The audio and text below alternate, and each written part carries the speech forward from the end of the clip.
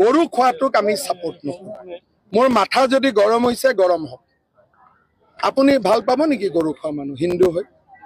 কোন হিন্দুৱে গৰু খোৱা পাৰ্টিক ছাপোৰ্ট কৰিব কওক? গৰু খোৱা পাৰ্টিক ছাপোৰ্ট কৰা হিন্দু আপুনি বহুত 10জন মানুহ উলিয়াই দিম। মইতো কৈছো এজন উলিয়াই দিয়ক। গৰু খোৱা পাৰ্টিক আমি ভোট দিম।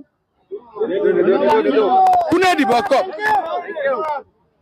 আৰু এইজনীতো ছোৱালীজনী মই যিমানে সোমাই গৈ আছো, বাপেকে বোলে স্কুল এখন খুলিছিল শংকৰদেৱৰ নামত, এফালে ব্যৱসায় কৰিছ শংকৰদেৱৰ নামত, খাইছ গৰু। কি আচৰিত মেটেল। আকৌ এতিয়া মোক আজাৰা মানুহবিলাকে কৈ আছে তাত এখন ইউনিভাৰ্চিটি পাতিছে, 25 বিঘা মাটি বোলে পিছফালে দখলো কৰিব খুজিছে। যদি অসমৰ জেন জেডৰ অৱস্থা এইটো হয়, বাকীবিলাক কি হ'ব? বাকী কি কম? মইতো পৰিয়ালকে ধৰিম, গৰু খোৱা পৰিয়ালক নধৰিম কিয় ভাই? গৰু খোৱা পৰিয়ালক নধৰিলে মই বিজেপি কিয় হলো? হয় নহয়? লুৰিণজ্যোতি গগৈয়ে ক'ব লাগিব যে তেওঁ কুন্কি চৌধুৰীৰ ঘৰত বহি গৰু খাইছিলে নেকি?